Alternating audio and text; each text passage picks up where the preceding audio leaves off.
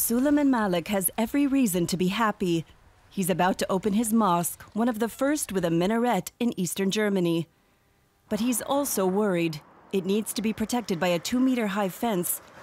And the far-right AfD has now won state elections in Thuringia. He sees it as a turning point.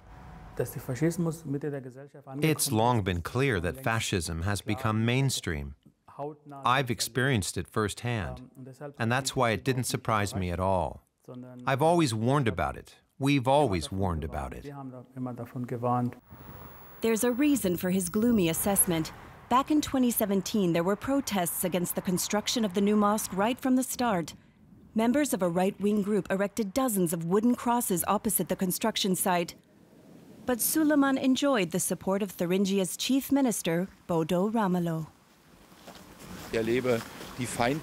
The hostile flyers, the stickers, the hatred associated with them, the pig heads that have been thrown onto the site, that have been dumped on the construction site. I find all these things totally unacceptable. Suleiman is looking to connect with people. At a stand at the state trade fair, he wants to introduce his small community of about 100 to the wider public. He even has gifts.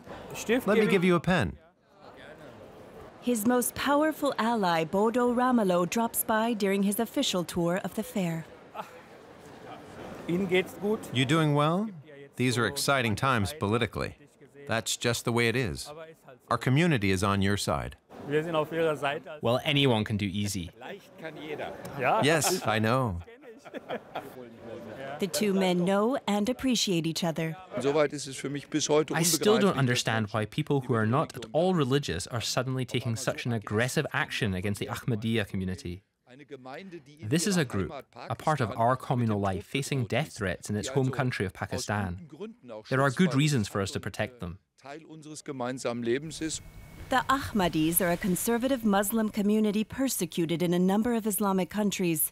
In Germany, they're recognized as a religious group but in need of state protection. The group also enjoys widespread support among the Greens. David Meiche has lived near the new Erfurt mosque for years. You could tell from the mood in the neighborhood that there was massive opposition. The mayor of the Marbach district and the local council also spoke out against it, saying things like, "We wanted a daycare center and got a mosque." Even today, many people think very negatively about it. Construction is slow. Companies are allegedly being intimidated online. Workers don't want to be filmed.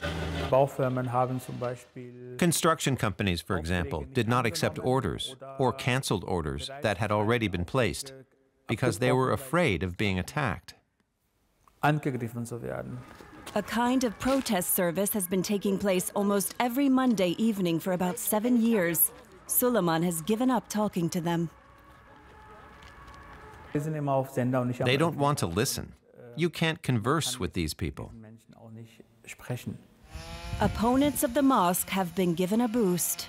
The AfD's election victories in Thuringia and Saxony was a political earthquake. Its campaign featured slogans denigrating multiculturalism. Ramelow, whose party lost the election, only has a short time left in office. The Greens, like David Meiche, have been kicked out of parliament altogether.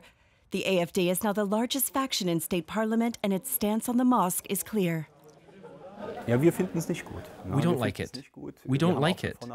We've said all along that we don't like the way this building is being erected. It shows that officials don't really care what Erfurt residents think of it. They're saying we're putting our foot down. That signal has gone down terribly with the population. Other Muslim communities in Erfurt tend to be hidden away in industrial areas. What do they think about the rise of the right?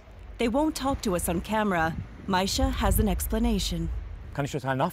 I understand because the AfD has announced they want to completely cut all funding for democracy and migrant programs. That's dangerous. We also don't know what kind of majorities exist now. It's all very much up in the air, and that doesn't just scare them, it scares me too. Suleiman Malik is not hiding, but he is the only one in his community to speak in front of the camera. He is currently waiting for community representatives from Frankfurt bringing plants for the mosque's garden. Malik and his family were persecuted in Pakistan, which is why they fled to Germany. He himself was still a child at the time. We fled from extremists in our own country, and now we're facing extremists again. That doesn't scare me. It encourages me to keep doing what I'm doing. Suleiman Malik refuses to be defeated. He is sure the mosque will open its doors soon, despite all the headwinds.